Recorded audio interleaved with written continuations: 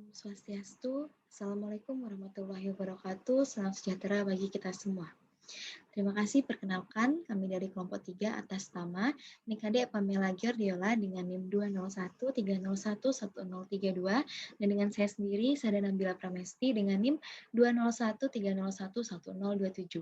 Kami dari kelas 2D Pendidikan Matematika. Jadi, dalam kali ini kami akan menjelaskan materi dengan judul Topologi Ruang Kartesius, di mana yang akan kami bahas, yang pertama ada konsep, yang kedua ada kedudukan titik pada himpunan dalam ruang metrik, yang ketiga himpunan terbuka dan tertutup, dan yang keempat himpunan kompak. Langsung saja, yang pertama konsep. Dengan menggunakan sistem koordinat Kartesius, memungkinkan untuk mengidentifikasi titik-titik pada bidang yang merupakan elemen-elemen dari R kuadrat sama dengan X, Y, di mana X, Y merupakan elemen bilangan real. Lalu menurut teorema Pythagoras, jarak dx, y antara titik-titik perpanjangan x sama dengan x1, x2 dan perpanjangan y sama dengan y1, y2 dapat diformulasikan sebagai dx, y sama dengan akar x1 dikurangi y2 kuadrat ditambah x2 dikurangi y2 kuadrat. Selanjutnya mengenai kedudukan titik pada himpunan dalam ruang metrik. Yang pertama ada persekitaran atau neighborhood. Persekitaran P elemen X dengan jari-jari R dapat didefinisikan sebagai himpunan semua titik Q elemen X dengan D titik P, Q kurang dari R atau kurang dari jari-jari. Dan dapat ditulis dengan NR titik P sama dengan Q, di mana Q merupakan titik D di titik P, Q kurang dari R. Yang kedua ada titik limit. Titik P elemen E, di mana E merupakan subset dari himpunan X disebut titik limit E jika setiap NR titik P memuat Q elemen E dan Q tidak sama dengan P. Dan setiap NR titik P, di mana NRP dikurangi titik P, irisan E tidak sama dengan himpunan kosong. Himpunan semua titik limit E ditulis dengan E asen atau E derived. Dinotasikan dengan E derived sama dengan P, di mana P titik limit E. Yang ketiga ada titik terasing. Jika P elemen E, tapi P bukan titik limit E, maka P disebut titik terasing atau isolated point. Lalu yang keempat ada titik interior. Titik P disebut titik interior E jika terdapat NR titik P dengan NR titik P merupakan subset dari E. Dan himpunan semua titik interior E dapat ditulis dengan E pangkat 0. Yang kelima ada titik eksterior. Titik P disebut titik eksterior E jika P titik interior dari E pangkat C.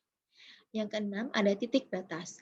Titik P disebut titik batas atau boundary E jika P bukan titik interior maupun titik eksterior E.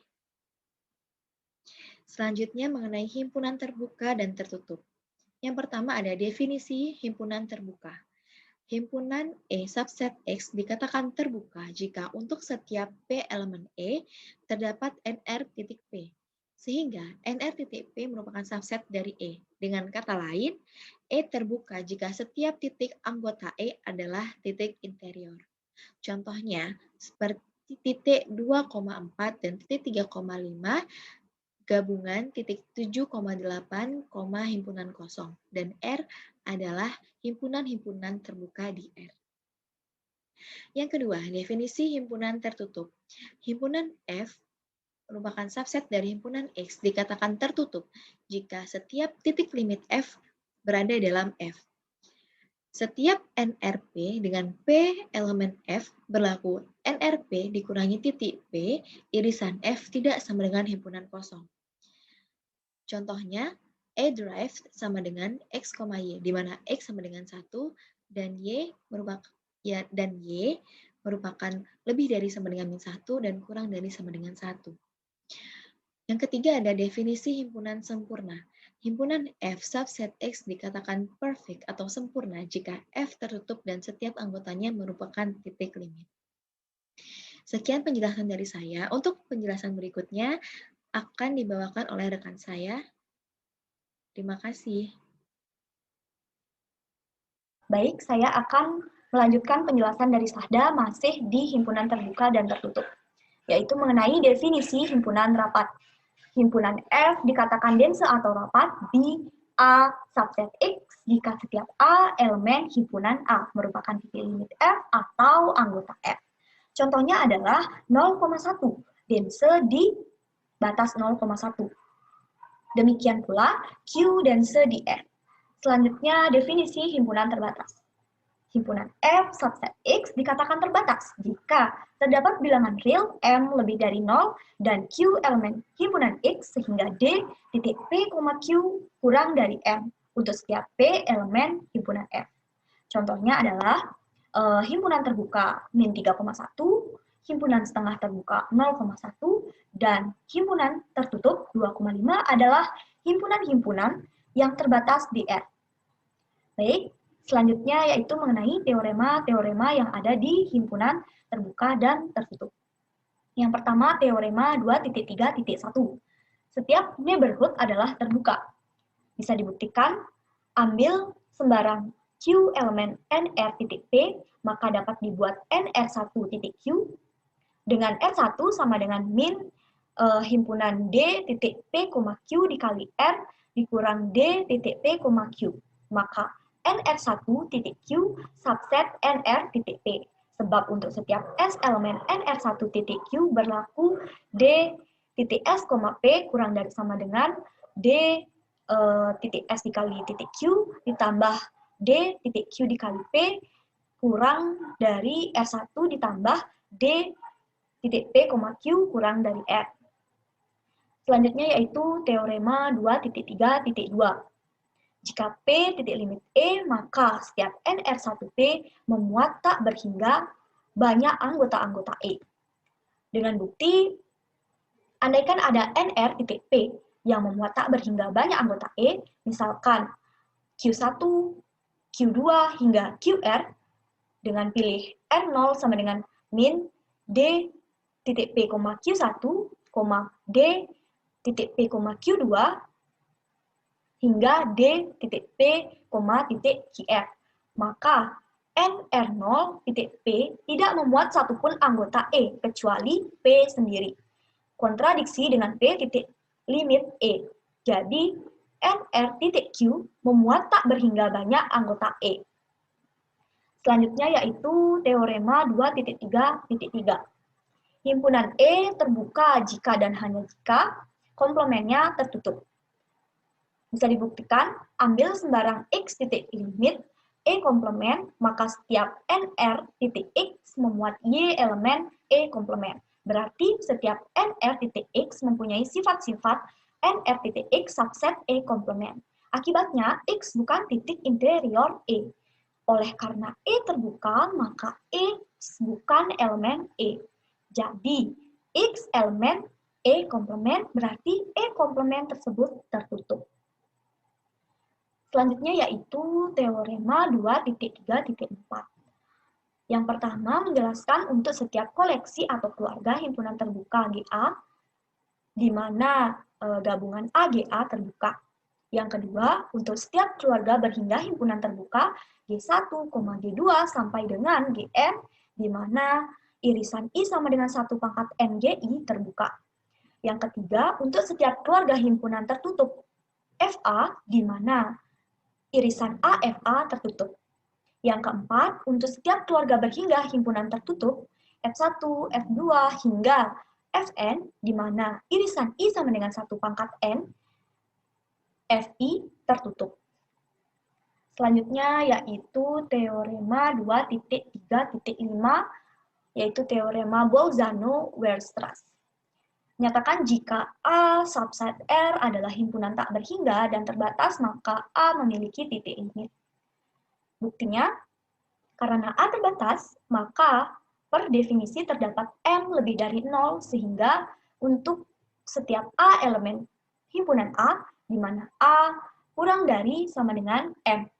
Selanjutnya, untuk setiap N elemen himpunan N, didefinisikan koleksi interval tertutup.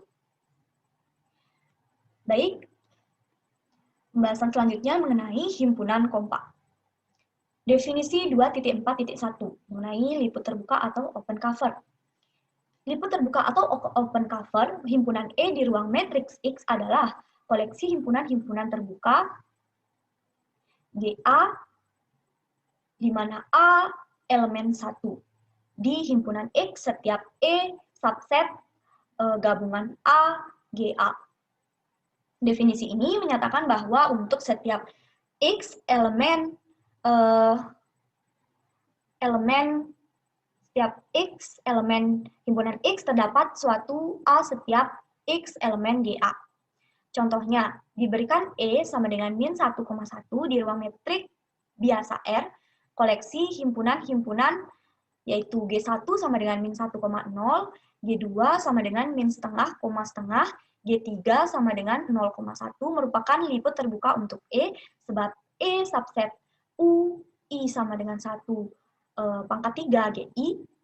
Demikian pula koleksi himpunan min seper N, seper N, di mana N merupakan elemen himpunan N merupakan liput terbuka untuk E sebab E subset U, I sama dengan 1 pangkat N GI. Selanjutnya yaitu definisi 2.4.2. Himpunan K dikatakan kompak di ruang metrik X jika setiap liput terbuka untuk K memuat liput terbuka berhingga untuk K.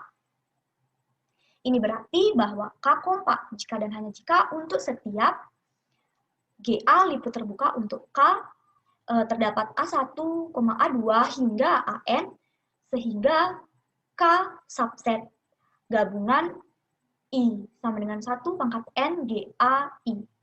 Contohnya yaitu himpunan tertutup 0,1 kompak di R. Nah, akan tetapi himpunan terbuka 0,1 tidak kompak di R. Selanjutnya yaitu mengenai teorema-teorema yang ada. Yang pertama, teorema 2.4.1, yaitu teorema Heine-Borel. Menyatakan S subset R kompak jika dan hanya jika S tertutup dan terbatas. Bukti, misalkan setiap S tertutup dan terbatas, maka terdapat N lebih dari 0, sehingga S subset himpunan tertutup min N, N. Berdasarkan hal ini, dapat didefinisikan koleksi IN pangkat I untuk I lebih dari sama dengan 1, dan I kurang dari sama dengan 2 pangkat N, mempunyai gabungan himpunan tertutup min N, N. Sebagaimana bukti dalam teorema Bolzano-Weierstrass. Misalkan U adalah liput terbuka untuk S. Andaikan tidak ada subkoleksi berhingga dari U yang menyelimuti S, maka dapat dipilih barisan interval Jn, di mana N elemen himpunan N gabungan titik 0. Sehingga yang pertama Jn dipilih antara I, N pangkat I untuk I lebih dari sama dengan 1, untuk I kurang dari sama dengan 2 pangkat N. Yang kedua, Jn ditambah 1 subset Jn untuk setiap N elemen himpunan N. Yang ketiga, tidak ada subkoleksi berhingga dari U yang menyelimuti Jn irisan S, di mana untuk setiap N merupakan elemen himpunan N. Misalkan A adalah anggota tunggal dari irisan N elemen himpunan NJN, maka A titik limit S. Karena S tertutup dan A elemen S, maka himpunan terbuka A elemen U sedemikian sehingga A elemen himpunan A. Karena A terbuka, maka terdapat interval A kurang C, A plus C. Sehingga interval memuat A. Selanjutnya dapat dipilih N yang cukup besar, Jn subset A kurang C, A plus C. Untuk nilai N ini, Jn sehingga pengandaian tidak ada subkoleksi berhingga dari U yang menyelimuti S salah. Jadi S kompak. Baik, selanjutnya yaitu teorema 2.4.2. Himpunan F subset C tertutup jika dan hanya jika memuat semua titik batasnya. Ini dapat dibuktikan, yaitu karena F tertutup, maka F komplement terbuka. Ambil sembarang X titik batas dari F, dan X bukan elemen dari F. Berarti X elemen dari F komplement. Terdapat NR titik X subset F komplement, berarti X interior dari F komplement. Pernyataan ini bertentangan dengan X titik batas F. Jadi X harus berada di F. Baik, sekian presentasi dari kelompok kami. Bisa dilihat lebih jelasnya pada makalah yang sudah kami kirim di grup WhatsApp. Mohon maaf bila ada salah kata. Saya ucapkan terima kasih dan saya tutup dengan Param Santi. Om Santi Santi Santi Om.